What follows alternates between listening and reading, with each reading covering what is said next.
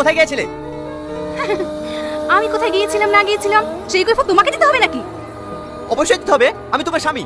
ছেলের স্কুল যাওয়ার সময় হয়ে গেছে, আমাকে অফিস যেতে হবে। খাবার দাবার না করে তুমি কোথায় যাও না যাও সে কৈফিয়ত আমাকে দিবা না? আমি তোমার দাসী না যে আমার পার্সোনাল ব্যাপারে তোমাকে কৈফিয়ত দেব। তোমার মতো জানোয়ার মেয়ে আমি এই পৃথিবীতে দেখিনি। তোমার যদি আমাকে নিয়ে এতই সমস্যা হয় তাহলে ডিভোর্স দিয়ে দাও। তুমি কি ভাবছো আমার বিয়ে হবে না? তোমার মতো ছেলে না আমার পিছনে সবসময় 10টা করে ঘোরে। আচ্ছা, আমি তোমাকে যে কথাই বলি সবসময় তুমি এই কথা কেন বলো? তোমার যদি অত ইচ্ছা থাকে তাহলে তুমি ওদের কাউকে বিয়ে করতে পারতে, আমাকে কেন বিয়ে করেছো? তোমার মতো ছেলেকে বিয়ে করতে আমার ভয় হয়ে গেছে, শুধু আব্বা জোর করেছিল তাই, না হলে তোমার মতো ছেলে না আমার পায়ে নখের যোগ্য না।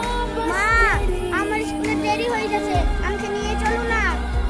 আমি পারবো না তাকে নিয়ে যেতে, তো যাই তোমার বাপকে বল। চল বাবু, অফিস যাওয়ার পথে আমি তোকে স্কুলে নামিয়ে দেবো।